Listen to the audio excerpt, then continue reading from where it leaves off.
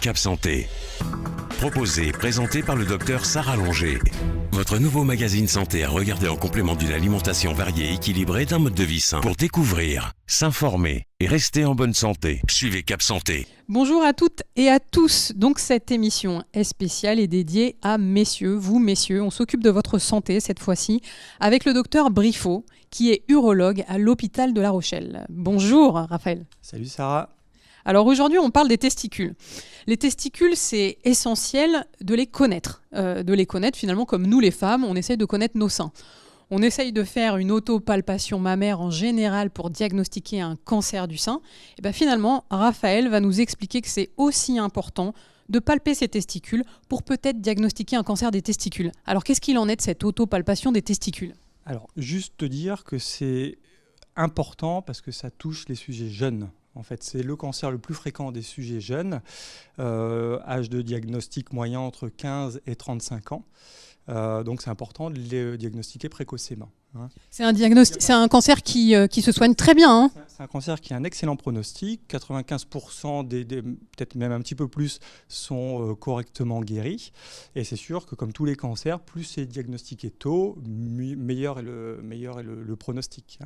Alors comment est-ce qu'on fait cette autopalpation des testicules ? Il n'y a pas de technique particulière ou de secret sur la technique. Je pense que simplement savoir s'examiner et se rendre compte qu'il y a une chose anormale qui a poussé, une petite induration, une petite masse, il faut s'en inquiéter pour éliminer. Alors ça ne veut pas forcément dire que c'est un cancer du testicule, mais au moins s'assurer par des examens complémentaires que ça ne puisse pas être une tumeur solide qui pourrait en être. Mais ça peut être un kyste, ça peut être ce qu'on appelle un varicocèle, c'est-à-dire une dilatation variqueuse des veines spermatiques.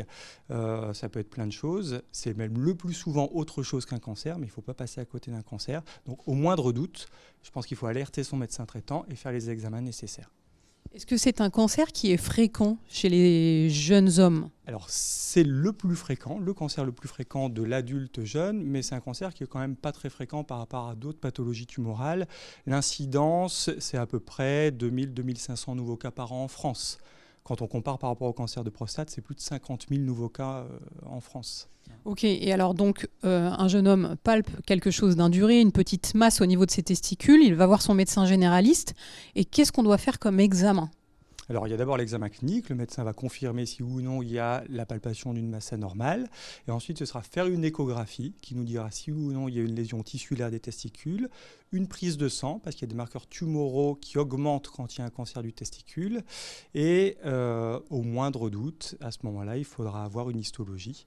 Et donc, ça correspond à enlever le testicule pour confirmer ou non qu'il puisse y avoir un cancer. Voilà, donc dans le pire des cas, finalement. Le pire des cas, c'est-à-dire quand on n'a vraiment pas de doute sur le fait qu'il puisse y avoir un cancer. D'accord, donc merci pour ces précisions. L'idée, n'ayez pas peur de palper les testicules finalement pour voir si vous trouvez une masse ou quelque chose qui vous gêne, comme pour les femmes avec leur sein finalement.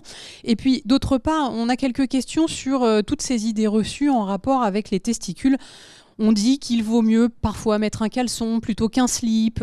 C'est quoi la vérité par rapport à ça ? Je pense qu'il n'y a pas de vérité. En tout cas, c'est vraiment des idées reçues parce que le seul facteur de risque connu du cancer du testicule, c'est ce qu'on appelle, c'est un terme un peu barbare, mais une cryptorchidie. Ça veut dire que le testicule, au moment de la naissance, était resté dans le ventre parce qu'initialement, le testicule est dans le ventre et descend ensuite dans les bourses au moment de la vie embryonnaire. Et chez certains patients, le testicule est resté dans le ventre et il faut le descendre artificiellement, chirurgicalement. Et c'est le seul facteur de risque de cancer du testicule. Donc, que ce soit le vélo, les caleçons, trop lâches, trop serrés, l'activité sexuelle trop fréquente ou pas assez fréquente, tout ça, c'est vraiment pas des facteurs de risque reconnus, donc aucune inquiétude là-dessus.